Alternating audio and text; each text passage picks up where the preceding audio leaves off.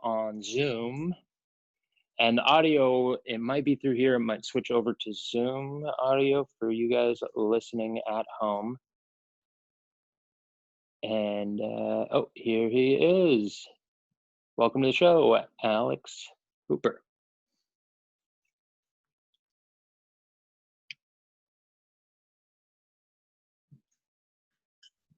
Hey! Hey, there you are. What's happening, buddy?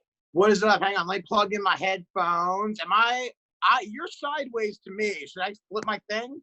Yeah, turn your thing. Oh, there we go. Here Look we are. Is this the first Zoom one you've done? Oh, no. I've done a bunch of Zooms. I always put my phone the wrong way. All right, hang on. See, okay. Cool, how well can you hear me? Excellent.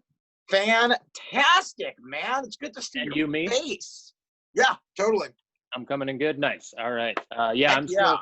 I've been slowly putting together a home setup and getting stuff online, and I have one little plug that I need left to connect the H4 through the computer, have the microphone go so you hear through this microphone on your end the really good quality, because right now you're just going to hear what's coming through my headset mics, but I'm recording into the H4, the Zoom on this end. Oh, nice. But pretty soon, I'm this close. I checked out if I could do this with my mic at the same time, because I have a mic for voiceover auditions, but it goes through an app to convert to the phone, so I can plug it into my phone. And if I do that, I can't use the headphones as well. So I was worried that I wouldn't be able to hear you. So I was like, I think this will be okay. Yeah, the only way, there's two ways, and the listeners love this very technical talk, but I find it interesting.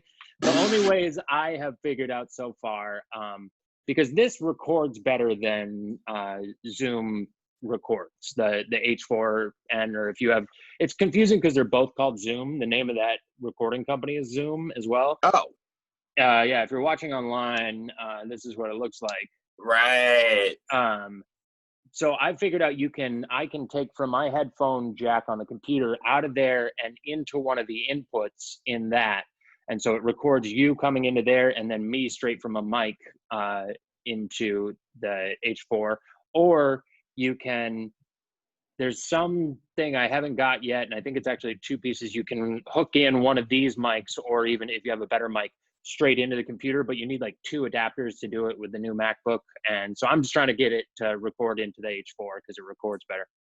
I'm using my phone to do the Zooms from now on because my computer is really old, and I did a full 30-minute set on Zoom, and I could see myself, and it was me I was moving. It was like I was moving in the Matrix or something like that. And the people were commenting in the chat. They were like, "Hey, you're really delayed. You're really lagging." And I was like, "Okay, from now on, I'm just going to use my iPhone instead of my computer that I bought literally just to type on." Yeah, that's weird. And sometimes it will be that the internet connection, even though depending on what speed your internet is, that the service on your phone is going to be faster than the internet. And so yeah, just using your phone can be better. We're right now mooching off we moved into a new place. We're in Santa Monica. Oh, congrats. Yeah, they gave us, because you can't get anybody to come out and hook up internet right now, they gave us the internet for the security system for the two buildings we're at has a little internet. And so the guy was just like, yeah, you can just log into that for now, and it's 5G and super fast. What a great time to live in Santa Monica when you cannot go to the beach because it's a militarized zone. Yeah, it's not bad though. I've gone down the past few nights and watched the bioluminescence. Amazing. I went down there so a week and a half ago. Oh my God. It was the first time I felt truly inspired throughout this entire ordeal. It was watching magic. It was pure earthly magic. Yeah, it's it's Harry Potter shit really happening in front of you. And especially we went down last night, my wife and I, at sunset. And so we watched sunset, watched fire in the sky as it goes over the mountains. And then as it got dark, there started to be lightning in the water. And it was fucking awesome. Incredible. Have you seen any of the videos of people surfing it? No, not yet. Oh my God. Yeah, look that up when we're done. It's so freaking cool. I heard somebody talking about it, and they're like, yeah, it's like really cool because it kind of creates a trail behind them, but also like you can, when you're out there, you just like splash your hands and it just lights up Yep. around you. Yeah. I am about to get into surfing. I have a wetsuit on the way, and I am perusing a surfboard to get. I've never surfed in my life, but I Nice. decided now that we live here, I shall devote. That will be my devotion for outdoor activity. Well, I'm sure you already have looked all this up, but definitely go with like a longboard of some kind if you're just beginning. And see, that's I know that. I don't think I'm gonna. I think I'm gonna go. Good. Just right away. Why climb Runyon when El Capitan is a mere 6-hour drive? Right. And well, here's my reasoning. One, I know it's harder. Two, I ultimately know that I want to end up riding on like a 6-foot board or so, or even get down to something smaller for like, so you can go surf the like little waves when it's barely breaking and stuff. But I've also skateboarded my entire life. I can snowboard. I was a professional skier. My balance is much higher than the average person just trying, surfing for the first time. So I'm like, it's gonna be harder, but fuck it. I don't want to ride a longboard. I want to eventually be carving on like a fun shortboard. So I'm just gonna go for it and have it be tough at the beginning, but then like, yeah, once you get up on it, you get up on it. Yeah, that payoff is incredible. I've only surfed 3 times. I did stand up on like one like 1.5 foot tall wave and like actually stood up and like rode it all the way in. And nice. this was 10 years ago when I first moved out here. It's just it's really a commitment to surf. You know what I mean? Yeah. It's like, of all the other activities that I do, like it's surfing to like just, now that you live in Santa Monica, great. But when you live in West Hollywood, just to go surfing, to get your board on top of your car or through, my favorite is when they put it through the windows of the back seat. So it's just jutting out both directions and just taking out bikers as you drive down the boulevard. It's yeah, it's great. You're gonna love it. I have not seen that one. I've seen the straight up in the car. Yep. In the convertible, just sticking straight up, like 5-7 feet up. Yep. Low bridge. Ooh, we've seen when we were traveling the country, we did like that whole bus thing. We saw a couple times where like either tractor trailer trucks or RVs or something didn't know the height and got clipped or scraped or something. Oh God. It's always fun. It's always good to see. And there's a street in Boston. What is that street called, Anna? The street that goes along the river. I'm asking genuinely. In Boston, the street that goes along the river. I'm asking my wife, and she doesn't remember. Fuck, I forget it right now. And I'm sure people are yelling it. But anyways, there's 3 bridges there.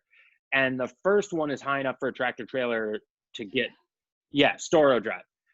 The first bridge, it's like a footbridge. A tractor trailer can get under. And then there's 1 exit to get off of. And then there's 3 more bridges, no exit to get off. And they're all too low for a tractor trailer truck. So there's signs everywhere saying like, do not, like, trailers, do not come through here. It is not, especially because there's like 130 colleges there on moving day. They are flashing signs advertising moving trucks do not fit in here. Do not come down Storrow Drive. This does not work. And still every year you will see like a moving truck or a tractor trailer, and it's just low enough where they don't like hit it and it takes everything off. It like scrapes to a halt and just gets squeezed underneath it. It's and then they have to back up a mile to get out of there. Every single person sees that sign, they go, yeah, but they don't mean me. That's for the other trucks. Or they go, what'd that sign say? Did you read the sign back there? What did the sign say back there? It said something about moving. I don't know. Just keep going, John. It's fine. It's fine. What was that? The top of the truck? We'll get it later. Oh, it would be so jolting, I feel like, too. It'd be like a car accident that you didn't see coming at all. Yeah. Oh my God. Yeah. You just suddenly like you're just going and then you just feel your car go. Yeah. And hear probably a terrible noise. Oh, awful. Awful. Just that screeching sound. You been in any bad car accidents?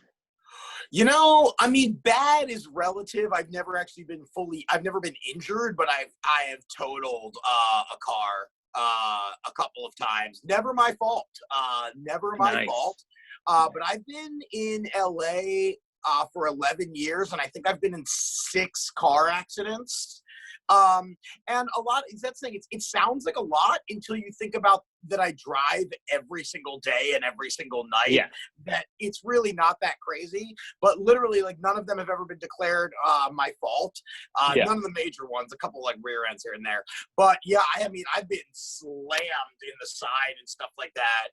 And it's, God, there's, you know, that feeling, even when you just are in the most minor car accident, even when it's just like a minor fender bender, there's that moment when it happens when your brain goes, that didn't really just happen, right? Yeah. Like, I'm going to drive away from here and not have to deal with months of paperwork and insurance phone calls, because it's never the money that destroys you. It's the amount of time. It's the time. Yeah.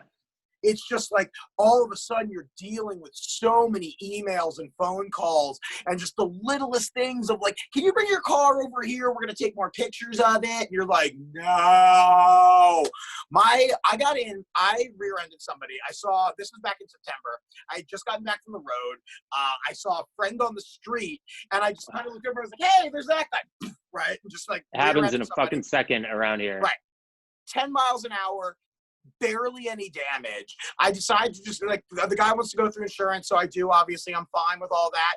Then 2 months ago, my insurance jumped $130 a month because of this tiny little accident. Because of one accident.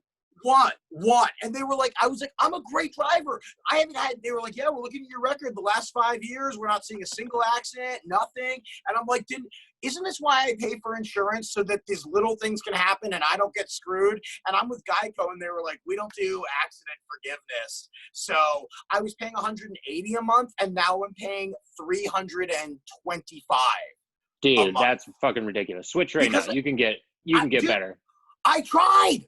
I freaking tried. I went to all these other companies, and every one of them was like, oh, looks like you got in an accident back in September. And I was like, what? One tiny little accident. And they were like, yeah. And every other quote I was getting was in the 400 range. And I was just like, this is madness. Like, the fact that I got in one little thing, it's just, I stayed on the phone with them. Here's what I did to retaliate, because I'm petty as fuck.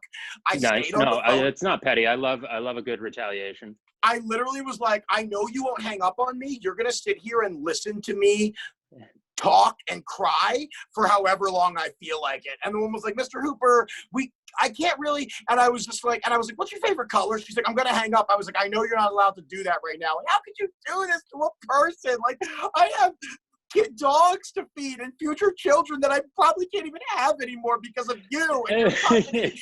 And maybe if you played one less commercial every 10 seconds, maybe then you wouldn't need this money. And I was just like, and they were like on the phone, like, are you done? I was like, nope, not. No, I'm not. Close. I am unemployed with nothing to do.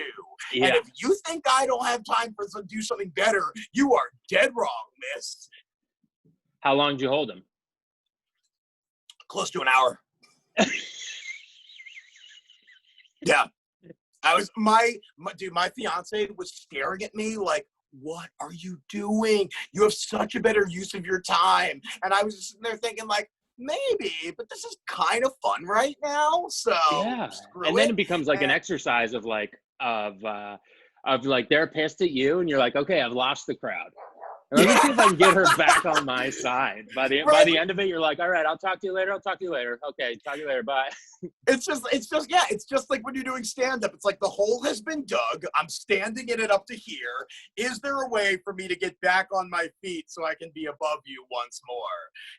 And it's just, if I'm a dangerous person with nothing to do, because I really don't care about and you capitalize on seeing. Not everybody sees shit like that. I sometimes do. My brother's really good at that, but seeing like, hey, there's a way where they cannot hang up, like they'll get in trouble if they hang up, like, and then exploiting that. Like other people wouldn't even think of that. They'll be like, if I'm weird, they're gonna hang up, and you're like, no, you don't get it, they can't hang up on you.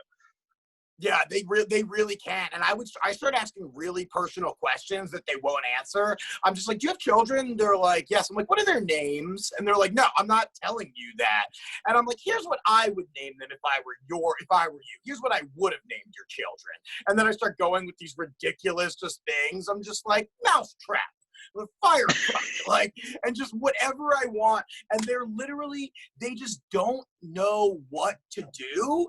And there's something about it where, like, I used to love playing pranks on people. You know, I grew up in that I think I think you're a couple years younger than me. I'm 34.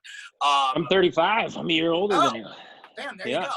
But Oh we no, grew up in we that age. are. We owe a lot of our bodies getting destroyed to Jackass. Is that what you're gonna say? Stuff like that. Exactly.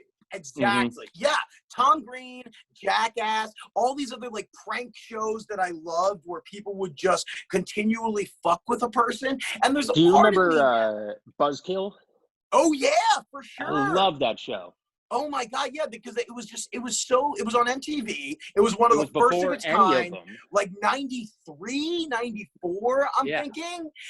Because I always remember there's something, every time something crazy happens that seems like out of the ordinary, something goes through my mind that goes, and that's when we knew it was a buzzkill.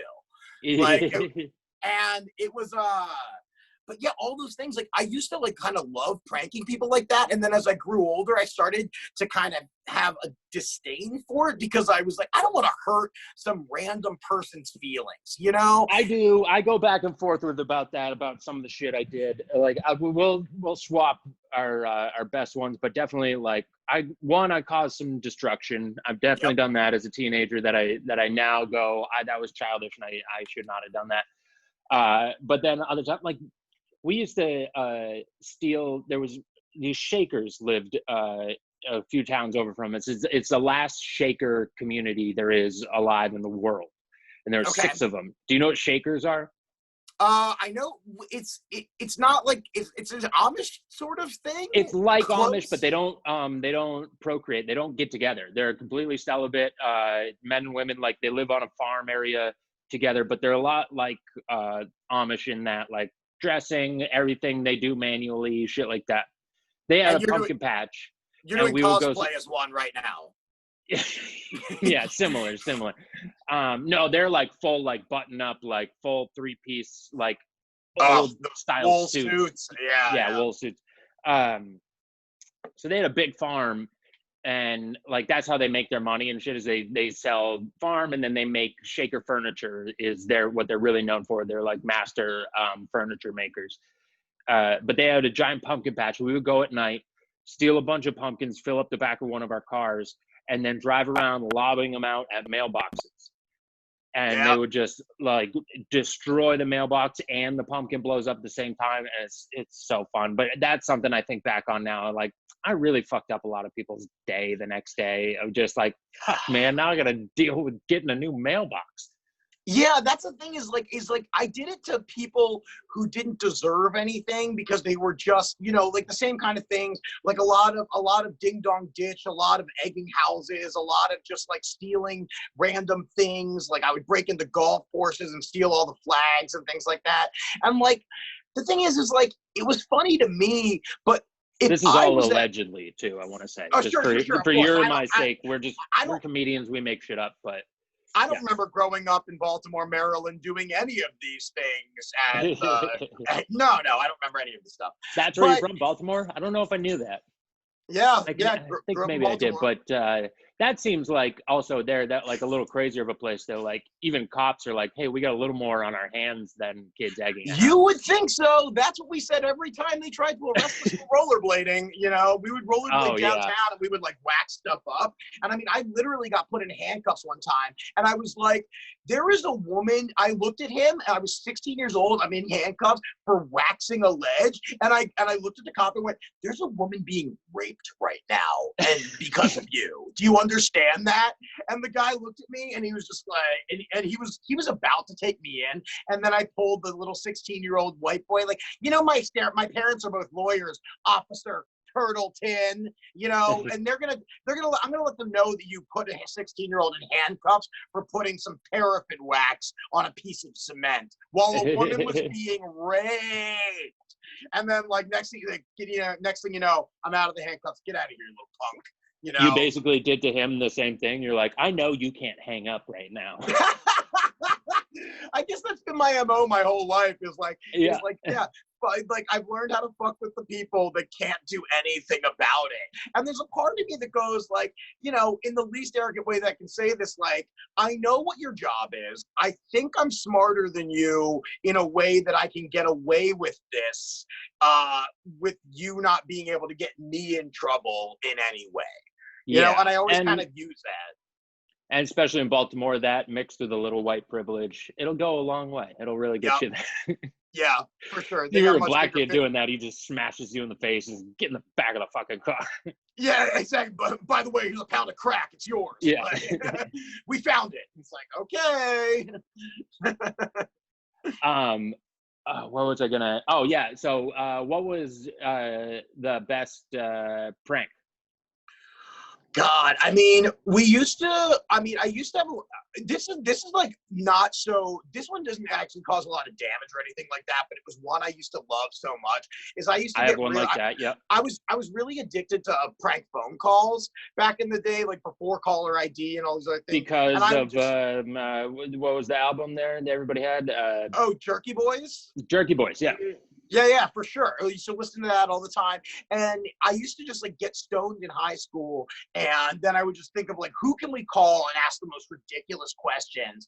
And this one, it's not, we called Home Depot and we turned on and we stood next to the shower and the faucets and we turned everything on as loud as it could go. And we just claimed that we had bought a screw there from a man named Tom who told us it was the right one. And now every single pipe in our house has exploded and we're trying to deal with the flooding. And I'm like, you got to get Tom on the phone right now. Tom. And we knew there was a Tom at that Home Depot because we had been there a few days before. It was like, you got to get this Tom on the phone. He told me to get this screw. My entire house is getting in 3 feet of water right now. And I had other people out there just like, Alex, are you getting Tom? Is he getting Tom? And like, I had Home Depot on the phone for probably 30 minutes. This man was not there. I'm going through every employee and they're like, do you know which screw this was? And it's not like, it's just, we were so entertained and because we could hear how much they were kind of freaking out on the other end, but also they're kind of like, why are we dealing with this? You know? Yeah. But again, they don't want to hang up on anybody. You know? Yeah. No, they can't hang up. And I've worked at places where people call in and sometimes you could definitely tell, like, I don't know if this is real and stuff, but at some people either take it like, fuck this person or they're being such a problem. And other people are like, hey, this is something different that happened today at work. Like, this is funny. Hey, you got to hear it. This guy's on the line. His house is blowing up. He wants us to find Tom. Yeah, exactly. And I hope, that's all it was. Because, I mean, honestly, yeah. I don't want to talk about the amount of mailboxes I beat with a baseball bat and like other things I did just to random people's property that had nothing, stealing car hood ornaments and things like that. I actually got in a lot of trouble when I was 11 years old. My friends and I stole a Jaguar hood ornament, and apparently those cost $600. So it's like above enough to be like considered like larceny or whatever. Yeah, and so we actually had to, like, the cops were called. Somehow some kid in the neighborhood we were bragging about it to ratted us out. We threw it in the lake because we were so scared. I hope you beat the shit out of that kid. I've never beat the shit out of anyone. I've never been in a fight my entire life. And this is a person I'm sure you've heard this too. All when you were growing up, because you're a smart ass like me, everyone told you like, you got that mouth, Andrin. That mouth is you're gonna get your face kicked in. Not a lot. And also, I was in a unique position where everybody my age like didn't fuck with me because I had 2 older brothers. And so like anybody my age, not even that they were scared of my older brothers, but they just knew like I sparred with bigger opponents every single day, like growing up with them. So it's like, if you're in the same class as me, like I know that I regularly fight people bigger than you all the time. And I never got bullied or anything. One kid punched me one time and it didn't hurt so much that I just walked away. So I was like, I'd hurt you, man. I can't. he was like really punch you in the face. He was really mad at me, and he fucking full on swung, punched me in the face, and I was like, I was like, I would destroy this kid. I just walked away. I was like, he can't, like, that's your hit. I'm not, like, keep hitting me. I don't care. Oh man, yeah.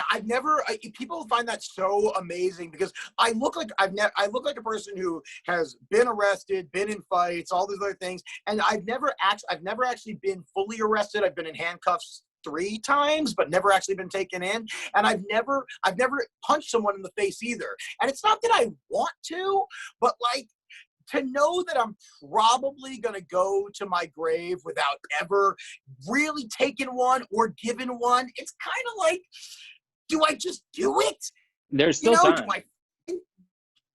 There's plenty of time. And I've had audience members get upset with me for like a heckle or something like that. I've been threatened to be beat up thousands of times, like so many times. I could see that, yeah.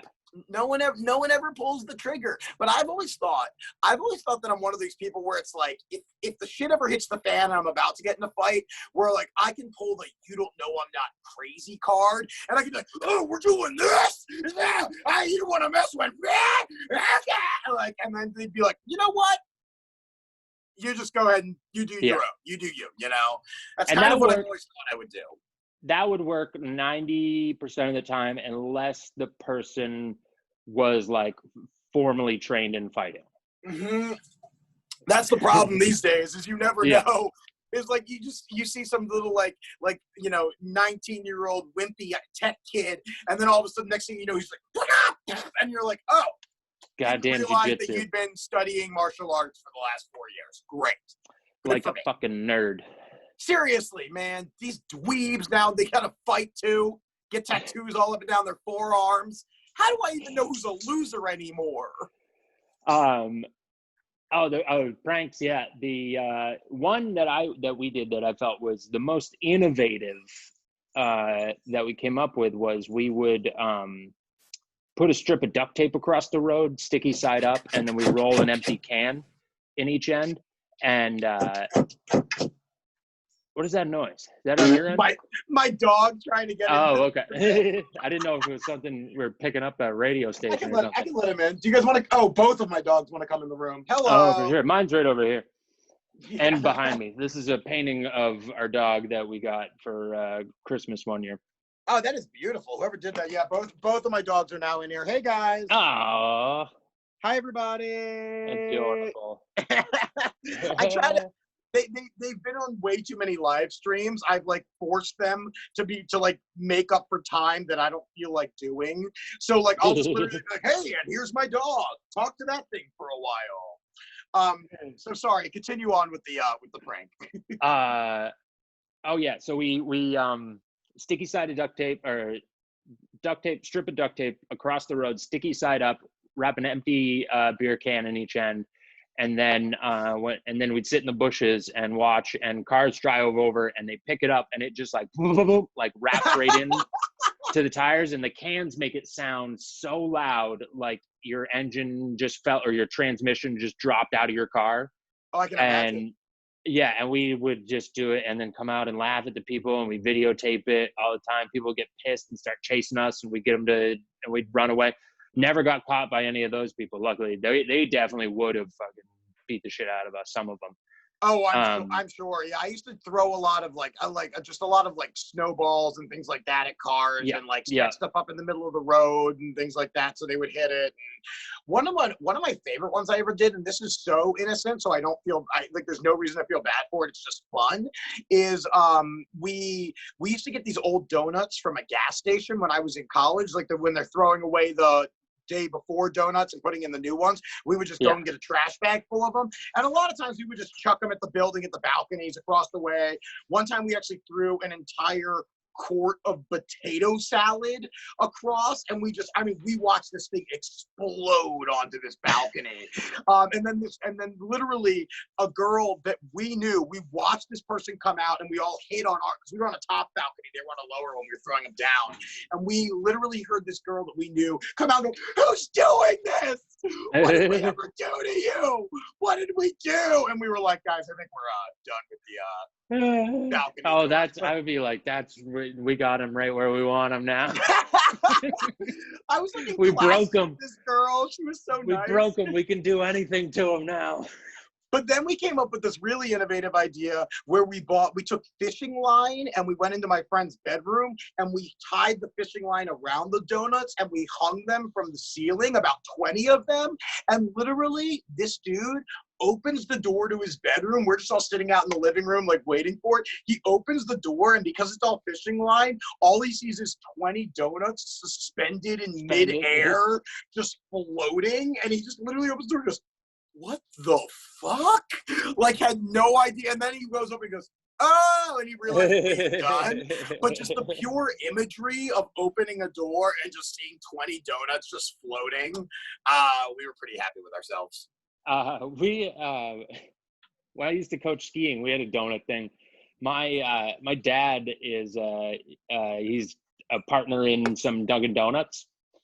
And they have a few stores, and one of them was right by the mountain where I coached skiing at. And so because I coached for like a school, they just did it as like a donation to a school. And I would pick up 2 dozen every day on the way up to go coach. And at first it was like, oh, it's awesome. And then we would, the way the coaching worked there was like on the weekends, there was a ton of kids. And then during the week, it was just kids who went to the private school. And on the weekends, it would be like awesome. Like the first day, like, oh, 2 dozen donuts. We eat them, give them to the kids. And then the second day of 2 dozen donuts, everybody's like, kind of had enough donuts. Yeah. So we end up taking them up the lift and just chucking them at people on the mountain. That's so fun. Instantly, donuts become like, all right, let's do something else with these fucking donuts. They're amazing. When we were in high school, we used to do the same thing. We'd go to the gas station. Like that's where I learned about this. Like get the old ones that they're just throwing away. And we used to drive down the street and we would try to chuck them at street signs while we were driving. And they would explode if you hit it right. And we would be leaning out the window. We'd come back in and there'd be like jelly on our face. And we'd just be like, you would just hear the sound of this like bing. And it was just like, ah! And I will never forget this. One time, the guy that was driving one day goes, give me one. I was like, how are you going to do that? And he grabs one in one shot from the driver's side, goes, like hook shot, like nailed it. The bar, and you just heard it go, bam! And we were just like, ah! Just like freaking out, like Michael Jordan shit. And there's their dog. The other dog outside. They still don't quite get along. They're getting to know each other. So when I grew up in rural Maine, we used to drink and drive a lot. Literally what you would do, not like get drunk and drive home from a party, but you would get a 12-pack and you'd go onto like back dirt roads. Allegedly. Yeah, all allegedly. And you just roll around doing 10, 15 miles an hour, sipping on beers and talking, hanging out with your friends.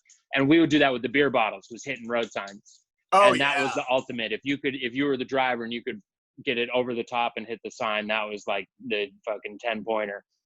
We used to keep a gravity bong with like a trash can and a cut off 3-liter bottle in the trunk of my friend's car. And every night we would go out and we'd start by going to a lake in a secret spot that we knew, doing huge gravity bong rips at the lake. And then we would just get back in the car and just go wherever the hell we were, what we were going to do for the night. But I mean, I couldn't get this stoned today with a million dabs probably as we used to get back then. And just to the point where it's like, how are we even operating a vehicle right now? Like, let alone, hurling donuts and doing all the other things we were doing.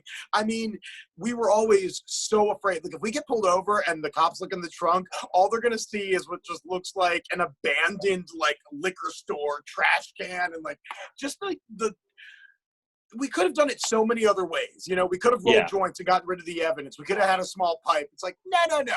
Get this giant garbage can and keep the evidence right on water. Yeah, that's the way to do it for sure. Sloshing around back there.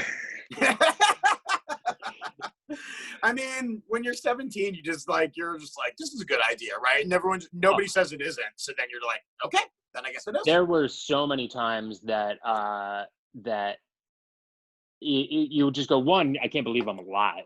Two, there was no like, you know how like maybe you have, I don't know if you've ever done this, but say back in the day, weed is illegal. You buy an ounce from somebody and you're like, oh my God, if we get pulled over, like at least you're like, there's a couple more steps. Like, okay, get pulled over, hold it together, we'll get out of this. They don't know that we have the weed or anything.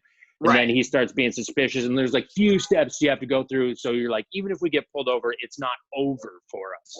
And then there were definitely other times where you're like, just getting pulled over will end everything.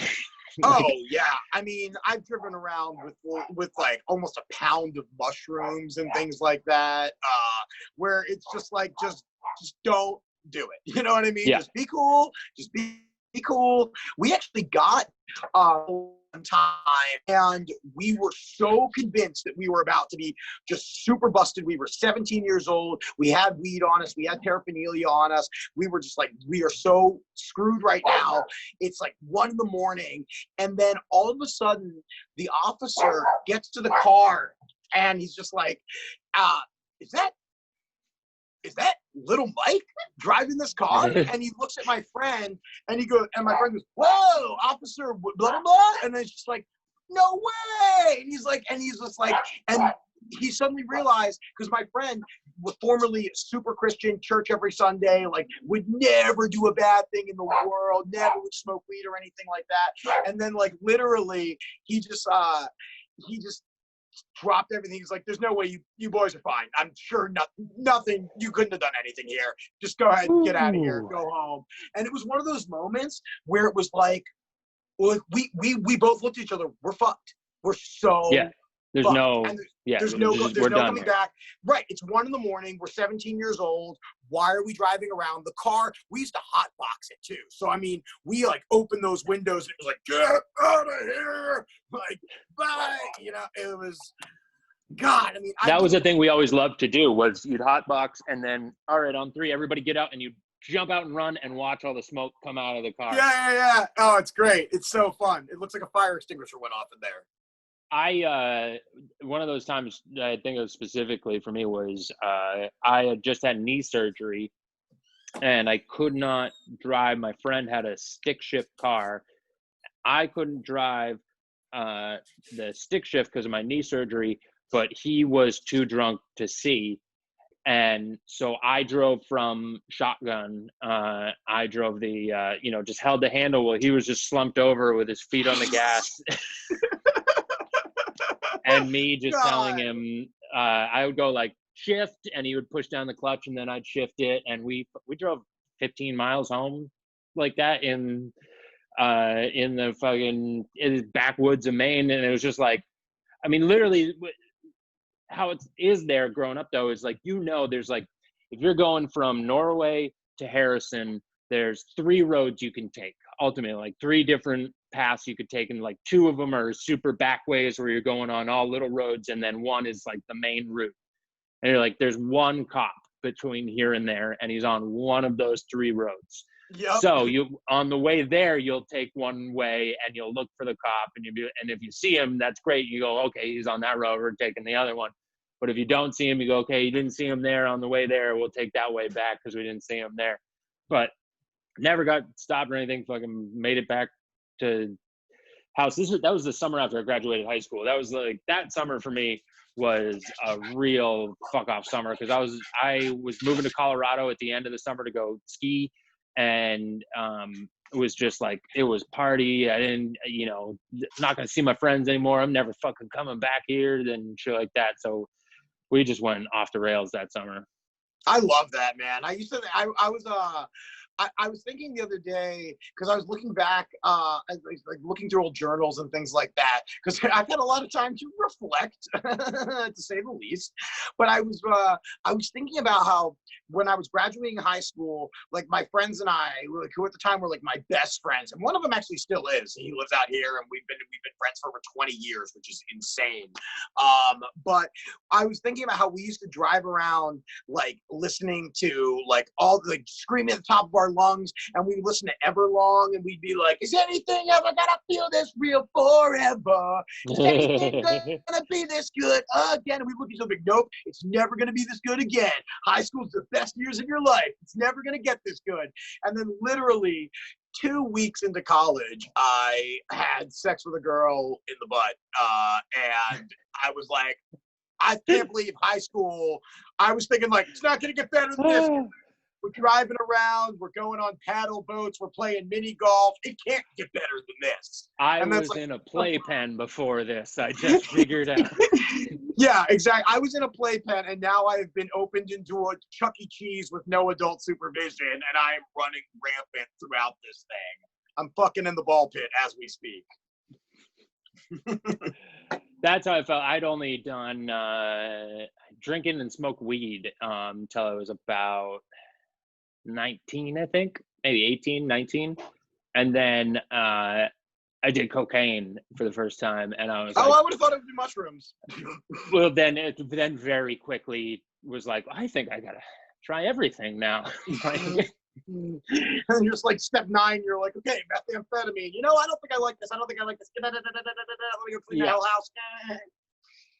I never did meth. That was one thing. I did a lot of close to it, like Adderall and shit like that, but never just straight snorted or smoked meth. Never saw people smoke it, but watched my friend do lines of it, and was like, we were doing cocaine, and he was like, I'm gonna do meth. It's even crazier. And I was like, okay. And I watched him. I was like, I think I'm glad I'm just on the cocaine. Yeah, I don't like what meth and crack make you do is so crazy. I literally yesterday was taking. Have you really? Yeah, just a couple times. Oh wow, nope, never gone that route. Did you like it? It's not. It's the same as cocaine, just like shortened into like a 10-minute high opposed to like an hour. As opposed to cocaine's 12-minute high. You get 10 minutes instead. Wow, what a bargain. I saw a guy yesterday. I've been taking a lot of long walks in quarantine, like anywhere from like 4 to 8 miles, like in a clip, just like put on a podcast with some music and just walk everywhere.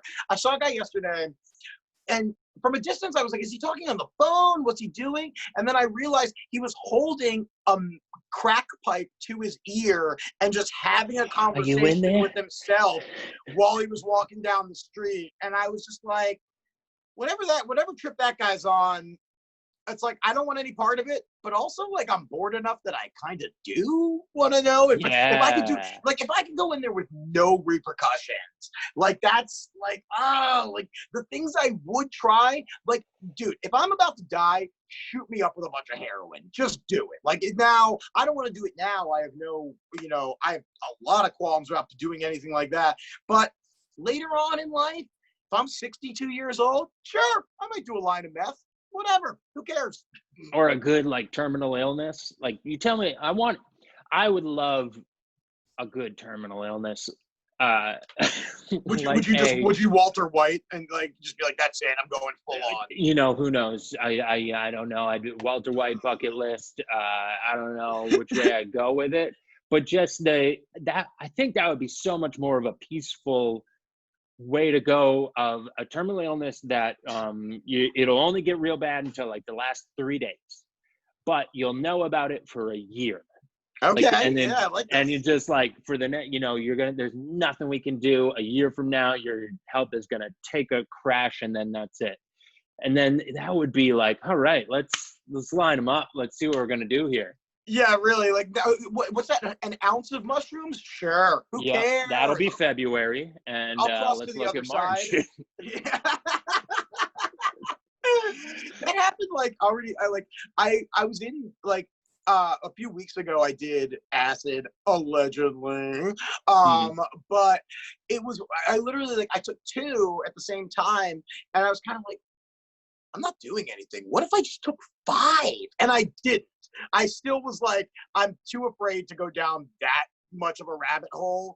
But I was just like, what would happen though? Because you always heard those legends growing up of like the guy who like ate like 30 of them at the same time, and then like, he never came back, man. It stays in your spine forever. If acid stays in your spine forever, then all of a sudden someone's gonna like punch me in the back, and I'm gonna start tripping for the next 2 years.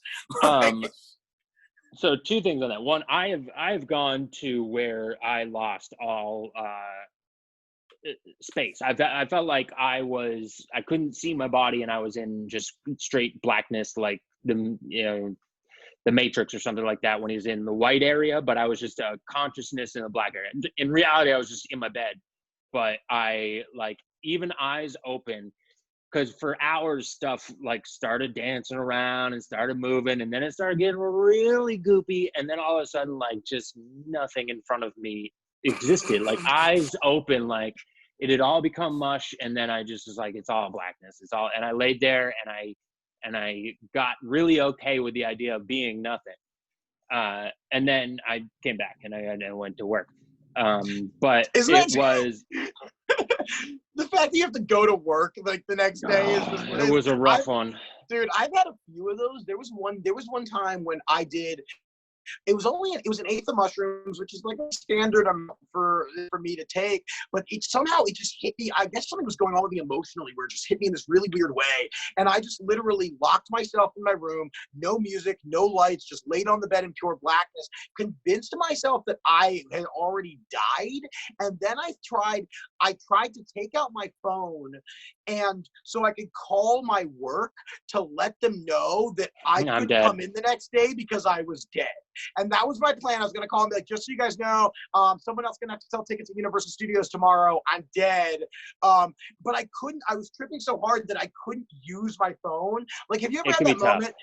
Oh my God. Like, it happens to me at like every music festival I go to when I need to find a friend. It's like 1 a.m. and I go to look at my phone. It's like, that's not going to help anything. Yeah. There's nothing. How does this thing work? And thank God I couldn't figure it out, because I can only imagine if I because I would have forgotten I did it, and I would have just showed up to work the next day, and my boss would have been like, can we play you a message real quick, because we didn't expect you to be here today. And I would have been like, oh, well, isn't it so funny? I'm a comedian. A sleepwalker. I don't know what that is. I just too much Ambien. Call me Roseanne. I made a mistake. Yeah. All right. We're winding down, but I got to show you this. I show this to everybody. Okay.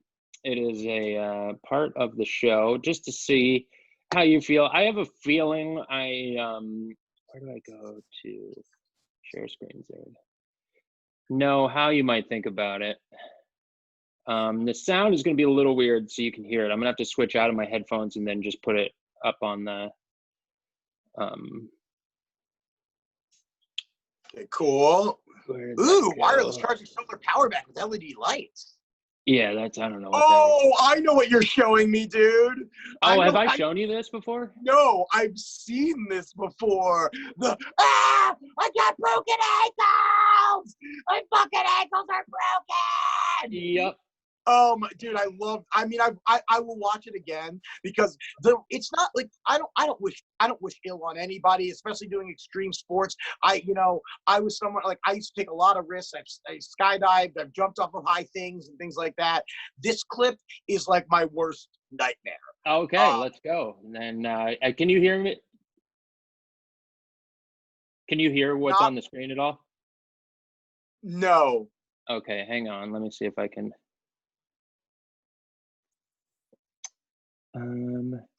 But while you're trying to fix this, did you see when they parodied this in It's Always Sunny in Philadelphia? I absolutely did.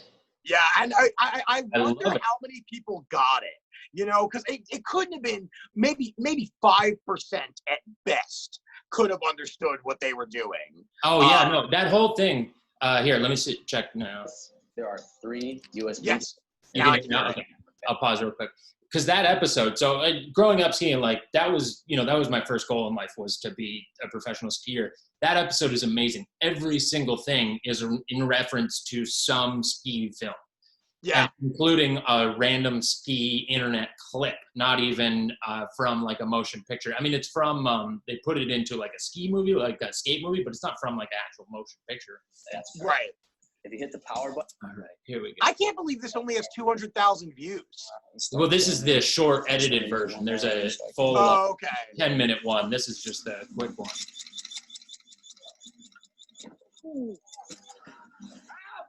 Bro, my ankles are broken. My ankles are broke. His ankles are broken. I got a broken ankle. He's coming. Didn't go fast enough. Uh, I knew something was kind of wrong. There's a couple more views. There's the last one, I think, really is the best view. oh, it's so brutal, dude. Yeah. It's like I wonder if Shane Moss can even watch this clip, because he broke both of his ankles like at the same time. We have a lot of mutual friends because he was out of Boston. I just see if I can have him on, talk to him about that. Oh yeah, That one, right? Oh, it's honestly, oh my I'm god, surprised that that's all that happened to him. for was sure. Broken ankles, the way he folded over the front there, that he didn't hurt anything else.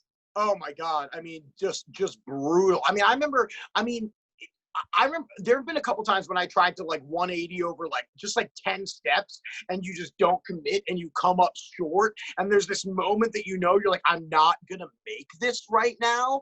And I mean, it is a terrifying feeling of just like, this is gonna hurt so bad, here we go. And oh my god, I mean, that sucks. Coming up short sucks because you know it's going to happen. And then the worst injury I had, I went too far. I overshot a landing by a long ways. And when you just see it go flying past you too, and you're like, I'm fuck. Like that's where I was supposed to be. God, could you do like big jumps like that kind of stuff? Yeah, that's what I did. I was whoa, that's amazing. I love that stuff. I watch snowboarding videos to like calm myself sometimes. Like I don't know, like if my brain is like really just like going like a million miles per hour, there's something about it that's just so beautiful watching them carve and stuff like that. Just like it numbs me a little bit. Skiing powder is like Big Mountain Powder is one of the most that's why I want to get into surfing, because I feel like I have that feeling again of like taming nature, but also like being like just kind of being out. It's so peaceful, and it's very like you can't think about anything else. You have to be in the mind of, because like I got to the point where like skiing on a regular mountain, just I think that's why you end up like doing stuff like freestyle and stuff, is like I could have a phone call with an insurance agent and ski backwards down like the home mountain that I was in, and like not even think about it at all. So like in order to like take yourself to that place, like you end up doing big mountain shit and stuff to like keep upping it, because you've gotten so used to the thrill of it, where like some people I've gone with before are just like the fact they're getting on the littlest lift, they're like, this is fucking crazy, we're 30 feet up in the air, and you're like, I feel nothing right now, I'm numb to all of this. Yeah, for sure. And that's I mean, honestly, people like, because I'm really into slacklining and stuff like that, and I do it a lot, and people are like, you really got to level up. And I've tried highlighting, like I tried it one time. I saw a video of you doing it out in the like in kind of in a little canyon there. You had it strapped to the other side. Yeah, it was 150 feet long. It was 60 feet up, and I was on a leash, obviously, so I took a few like whips and everything of it, like trying to do it. But people like the friends that took me, they were like, you really got to like commit to this lifestyle if you want to do it. And I was like, I can't, like I got comedy, I got a family, I got all these other things. I can't like keep doing this. But like part of me just like, I want to so bad, I want to. Well, I think you keep doing it, and you go like, I'm on a slower pace than somebody that's fully committed to it, but my interest and everything in it is just as much as theirs. It's just I can't do it quite as much time, but like you just keep fucking doing it. You go, hey, it took you a year to be able to get up and walk across that whole thing and do a backflip, and it took me 5 years to do it. Right. Exactly. And that's the thing is like, I'm never going to make money from that. So I have to make comedy the number one priority. Unfortunately, I can't do any Zoom slacklining shows. So I did an Instagram live of me doing it for an hour. Just me. Oh like, yeah, in did the you silly- make the hour? I saw you doing it. I didn't check I've it. actually, Nice. to be honest, like it wasn't like for me, I've done 2 hours before without falling off. So it was it was more so the fact that like, I'm going to film this whole thing so people will know that it's totally legit that I did it. It was just more so for silliness than it was for any like, this is insane, right? But it did give me a thrill, like that I was like, I know people are watching. I'm trying to work for something right now. And, it definitely made me a little more on edge than it normally does. So it was kind of nice. Yeah, it kind of does that. Really puts you in the moment, makes you have to focus on what's happening right now. Yeah, for sure. All right. Well, thank you so much for coming on. That's a great way to wrap up, and a good message to send to people out there. If you don't have the time to fully commit, do something half-heartedly and stick with it. Hell yeah. Just keep going. You'll get there eventually, everybody. Andrew, dude, it was so good. It's so good to see you. Thank you It's so good much to for having talk to me you, on man. here. I can't wait to see you when we get to see each other out in real life again. Soon enough, my friend. Soon enough. All right. Talk to you later, buddy. See ya.